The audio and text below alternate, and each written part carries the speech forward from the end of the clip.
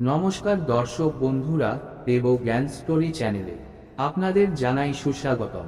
বন্ধুরা, আজকে আপনাদের সঙ্গে যে বিষয়টি নিয়ে আলোচনা করব তা হলো ছোট খাটো পাপ কি ভগবান ক্ষমা করে দেন। বন্ধুরা, আমাদের মধ্যে অধিক মানুষ এটাই জানেন না যে পাপ কি এবং পুণ্য কি। আজকালকার মানুষ তাদের ছোটখাটো ভুলগুলিকে হয়তো লুকিয়ে ফেলেন কিংবা সেটিকে তেমনভাবে নজর দেন না। আর বন্ধুরা, আমাদের প্রত্যেকের করা এই ছোট ছোট ভুলগুলি হিন্দু ধর্ম অনুসারে বাস্তবে পাপের শ্রেণীতে পড়ে। মানুষ এটা ভুলে যান যে নিজের যে সমস্ত ছোট ছোট ভুলগুলিকে তারা এড়িয়ে যাচ্ছেন সেগুলি আসতে চলা সময়ে তার জীবনে একটি বড় পাপের কারণ হয়ে দাঁড়াতে পারে। কিন্তু বন্ধুরা, আপনি কি জানেন ভগবান আমাদের ছোটখাটো ভুলগুলোকে ক্ষমা করে দেন নাকি এর জন্য আমাদেরকে সাজা পেতে হয়? যদি না জেনে থাকেন তাহলে এই ভিডিওটি সম্পূর্ণ দেখুন। আশা করি এই ভিডিওটি সম্পূর্ণ দেখার পর আপনি বিষয়টি ভালোভাবে বুঝতে পারবেন। হিন্দু ধর্মগ্রন্থে বর্ণিত কথা অনুযায়ী একবার ভগবান শ্রীকৃষ্ণ তার পার্থ অর্জুনের সঙ্গে নগর পরিক্রমণ করতে বের হলেন। এইভাবে অনেকক্ষণ ঘুরতে ঘুরতে দুজনা একসময় একটি বনের কাছে এসে উপস্থিত হলো। তখন তারা সেখানে একটি গাছের নিচে একটু বিশ্রামের জন্য বসে পড়েন। তারা বসার কিছুক্ষণের মধ্যেই শুনতে পান কিছু মানুষ চোর চোর বলে চিৎকার করছেন। ঠিক তখনই তারা দেখেন একটি মানুষকে তাদের দিকেই ছুটে আসতে। তখন অর্জুন বুঝতে পারে যে এটাই চোর, আর অর্জুন সঙ্গে সঙ্গেই সেই মানুষটিকে ধরে ফেলে। অর্জুন তখন সেই ব্যক্তিটিকে বললেন, সুস্বাস্থ্য গঠিত ও বলবান হওয়া সত্ত্বেও তুমি চুরি করছো, তোমার কি লজ্জা করে না? এরই মধ্যে গ্রামবাসীরা সেখানে গিয়ে উপস্থিত হন এবং চোরটিকে তাদের হাতে ছেড়ে দেওয়ার দাবি জানান। তখন শ্রীকৃষ্ণ নিজের এবং তার পার্থ অর্জুনের পরিচয় দিয়ে গ্রামবাসীদেরকে বলেন, আপনারা সকলে এই ব্যক্তিটিকে চোর কেন বলছেন? এই মানুষটি আপনাদের কি চুরি করেছে? তখন গ্রামবাসীরা উত্তরে বলেন, হে প্রভু, এই দুষ্ট মানুষটি আমাদের বাগান থেকে থেকে ফল চুরি করেছে। এই জন্য এই চোরটিকে আমাদের হাতে তুলে দিন, সকল গ্রামবাসীরা মিলে এই চোরকে সাজা প্রদান করা হবে। তখন শ্রীকৃষ্ণ ওই মানুষটিকে জিজ্ঞাসা করলেন, তুমি কি সত্যিই চুরি করেছ? আর যদি সত্যিই চুরি করে থাকো তাহলে কেন? তখন সেই চোরটি বললেন, হে প্রভু, আমি খুবই ক্ষুধার্ত ছিলাম, যেই কারণে এই পাপ আমি না চাইতেও করে ফেলেছি। এটা শোনার পর শ্রীকৃষ্ণ গ্রামবাসীদের বলেন, এই ব্যক্তি নিজের দোষ স্বীকার করে নিয়েছে এবং সাজাস্বরূপ সে 1 মাস পর্যন্ত আপনাদের খেতে কাজ করবে। 1 মাসের সাজার কথা শুনে সেই চোর শ্রীকৃষ্ণের কাছে অনুরোধ করে বলে, হে প্রভু, এটা আমার প্রথম ভুল ছিল, কৃপা করে আমাকে ক্ষমা করুন। ক্ষমার কথা শোনার পরেই শ্রীকৃষ্ণ তার সাজা 1 মাস থেকে 6 মাস করে দেন। শ্রীকৃষ্ণের সাজার কথা শোনানোর পর গ্রামবাসীরা সেই চোরটিকে নিয়ে সেখান থেকে চলে যান। অন্যদিকে অর্জুন আবার এই পুরো ঘটনাটিকে খুব ভালোভাবে লক্ষ্য করছিলেন। যখন সকল গ্রামবাসীরা সেখান থেকে চলে যান তখন অর্জুন নিজের মনের কৌতূহলবশত শ্রীকৃষ্ণের কাছে জিজ্ঞাসা করেন, হে বাসুদেব, চোরের মতে এটা তো তার প্রথম ভুল ছিল, তাহলে আপনি তার ক্ষমা চাওয়ার পরেও তার সাজা কমানোর বদলে বরং বাড়িয়ে দিলেন, এমনটা কেন করলেন? কৃপা করে আমাকে বলুন। এটা শোনার পর শ্রীকৃষ্ণ প্রথমে তো একটু হাসলেন এবং তারপরে বললেন, হে পার্থ, যাকে তুমি ছোট পাপ বলে মনে করছো সেই ছোট ছোট পাপগুলি পরবর্তীতে বড় আকার ধারণ করে। আর এই পাপগুলি থেকেই মানুষেরা সর্বদা নজর এড়িয়ে চলেন। মানুষ এটা ভাবে না যে এই ছোট ছোট পাপগুলি পরবর্তীকালে বড় আকার ধারণ করতে পারে। এরপর শ্রীকৃষ্ণ অর্জুনকে বললেন, এই বিষয়টি তোমাকে বোঝানোর জন্য আমি তোমাকে একটি গল্প বলছি, তাহলে হয়তো তুমি ভালোভাবে বুঝতে পারবে। আর সবশেষে তুমি আমাকে বলবে যে আমি ওই চোরটির সঙ্গে ঠিক করেছি নাকি ভুল। এরপর ভগবান শ্রীকৃষ্ণ তার গল্পটি শোনাতে শুরু করলেন। একদা একসময় এক ব্রাহ্মণ তার দরিদ্রতার কারণে দুঃখী হয়ে রাজার কাছে কিছু সাহায্য চাইতে আসে। আর সেই রাজা ছিল খুবই দয়ালু প্রকৃতি, কিন্তু এরই সাথে ছিল তিনি খুবই চতুর। তিনি সকলকে দান করতে ভালোবাসতেন, কিন্তু তার একটি শর্ত ছিল, আর সেই শর্ত যে পূরণ করতে পারত রাজা শুধু তাকেই দান করত। রাজা কাউকে দান করার আগে সেই ব্যক্তি বা পাত্রকে পরীক্ষা করে দেখে নিতেন সেই পাত্রটি সুপাত্র নাকি অপাত্র। আর রাজার এই পরীক্ষায় পাস করতে পারলেই রাজা সেই ব্যক্তিকে তার ইচ্ছা মতো দান করতেন। রাজা দান করার আগে মানুষের পরীক্ষা নেওয়ার জন্য 4টি দরজা নির্ধারণ করেছিলেন, আর প্রত্যেকটি দরজায় একটি করে শর্ত ছিল। এই 4টি দরজার প্রত্যেকটি শর্ত পূরণ করতে পারলেই তবেই সে রাজার কাছে দান চাইতে যেতে পারবে। সেই দরিদ্র ব্রাহ্মণ রাজার মহলের কাছে পৌঁছানোর পর মহলের প্রথম দরজা দিয়ে ভিতরে প্রবেশ করে। প্রথম দরজা দিয়ে ঢুকতেই এক বণিকা ব্রাহ্মণের দিকে এগিয়ে আসে এবং তাকে জিজ্ঞাসা করে, আপনি রাজমহলের ভিতরে কেন যেতে চান? তখন ব্রাহ্মণ উত্তরে বলে, আমি রাজার কাছে কিছু ধন সম্পত্তির সাহায্য নিতে এসেছি।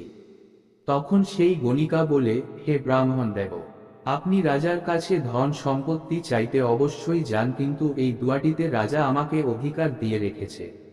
এই কারণে আমার অনুমতি ছাড়া আপনি ভেতরে প্রবেশ করতে পারবেন না।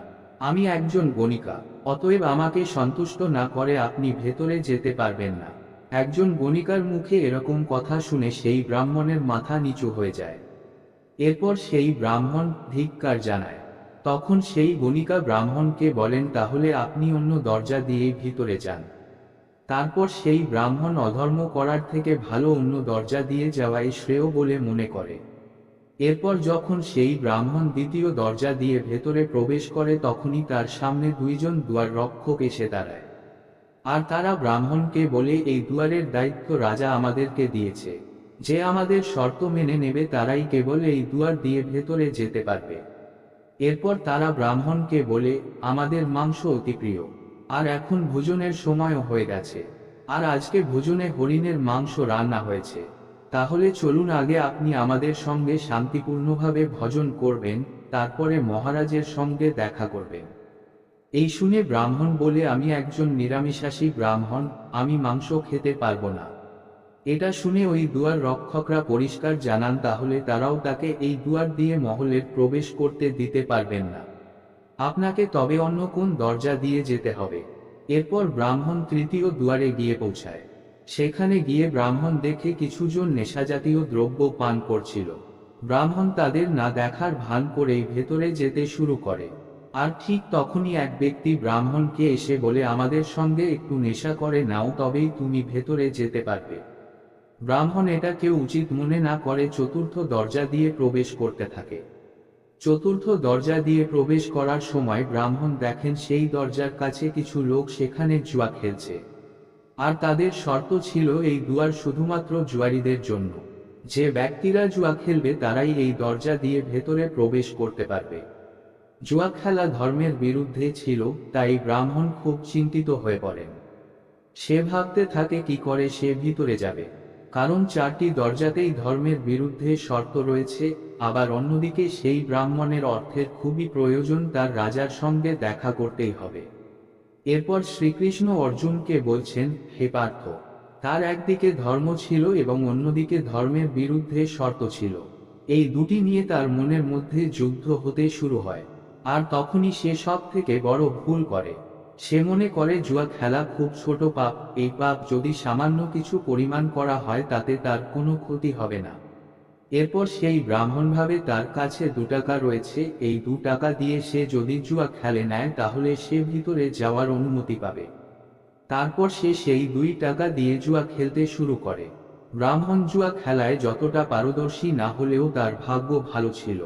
সে সেই 2 টাকা থেকে 4 টাকা, 4 টাকা থেকে 8 টাকা, 8 টাকা থেকে 10 টাকা, এইভাবে সে টাকা জিততেই থাকে। এমতো পরিস্থিতিতে ব্রাহ্মণ রাজার কাছে যাওয়ার কথা ভুলেই যায়। আর সে জুয়া খেলায় প্রচুর পরিমাণে মত্ত হয়ে যায়। এরপর সে সন্ধ্যার মধ্যে হাজার হাজার টাকার অর্থ জিতে নেয়। সন্ধ্যার সময় জুয়ার আসর বন্ধ হয়ে যায়। সেই ব্রাহ্মণ তখন সারাদিনে কিছুই খায়নি, সে ক্ষুধায় কাতর ছিল। তার কাছে ভুল পথে সঞ্চয় করা টাকা ছিল, তাই বুদ্ধিও এদিক ওদিক হতে শুরু করে। তারপর ব্রাহ্মণ ভাবে, এখন সন্ধ্যা নেমে এসেছে, কেই বা আমায় দেখতে পাবে। দ্বিতীয় দরজায় গিয়ে মাংস ভোজনই করে নেওয়া যাক, যার মাধ্যমে তার ভোজন করা হয়ে যাবে আর তারই সঙ্গে কোন টাকাও খরচা হবে না। আর হলে তো শুধু সামান্য পরিমাণ পাপই হবে, ওতে আর কি হবে। আর আমি তো অন্যের পাপের প্রায়শ্চিত্তই করাই, সেক্ষেত্রে আমার পাপেরও প্রায়শ্চিত্ত আমি নিজেই ঠিক করে নেব। এইভাবে ব্রাহ্মণ গেল দ্বিতীয় দরজায়। দ্বিতীয় দরজায় গিয়ে ব্রাহ্মণ মাংস আহার করে। এর আগে কোনোদিন ব্রাহ্মণ মাংস আহার করেনি, যে কারণেই প্রথমবার মাংস আহার করার পরে ব্রাহ্মণের শরীর অন্যরকম লাগতে থাকে। তখন ব্রাহ্মণের ইচ্ছে জাগে নেশা জাতীয় কিছু পান করার। তখন সেই ব্রাহ্মণ জাতীয় দরজায় এবং সেভাবে এখান থেকে কিছু নেশা জাতীয় দ্রব্য পান করে নেওয়া যাক, হলে তো শুধু সামান্য পরিমাণ পাপী হবে, আর কি বা হবে। এই ভেবে সে তৃতীয় দরজা থেকে নেশা জাতীয় দ্রব্য পান করে। এই মতো অবস্থায় ব্রাহ্মণ 3 প্রকারের নেশায় জর্জরিত ছিল। প্রথমত, ব্রাহ্মণের কাছে অর্থ ছিল, যে কারণে তার অর্থ লোভ জেগেছিল। দ্বিতীয়ত, ব্রাহ্মণ মাংস আহার করে, সেই জন্য তার মনের মধ্যে আমিষ খাবার নেশাও ছিল। আর তারপরে পাপকে বাড়ানোর নেশা জাতীয় পদার্থ তার শরীরের মধ্যে এসে গিয়েছিল। আর মদ্যপানের পর সুন্দরী রমণীর ভাবনা আসা স্বাভাবিক। তখন ব্রাহ্মণ নেশাগ্রস্ত অবস্থায় থাকার কারণে পাপ ও পুণ্যের মাঝে কোন পার্থক্য দেখে না। তখন ব্রাহ্মণ ভাবতে থাকে তাকে প্রথম দরজায় এক বণিকা কামের নেমন্তন্ন করেছিল, আর রাত্রে এটা অস্বীকার করা পাপ। তখন সেই ব্রাহ্মণের মাথায় নেশা চড়ে গিয়েছিল। সে পাপ পুণ্যের মাপদণ্ড নিজের হিসেবেই ঠিক করতে শুরু করে।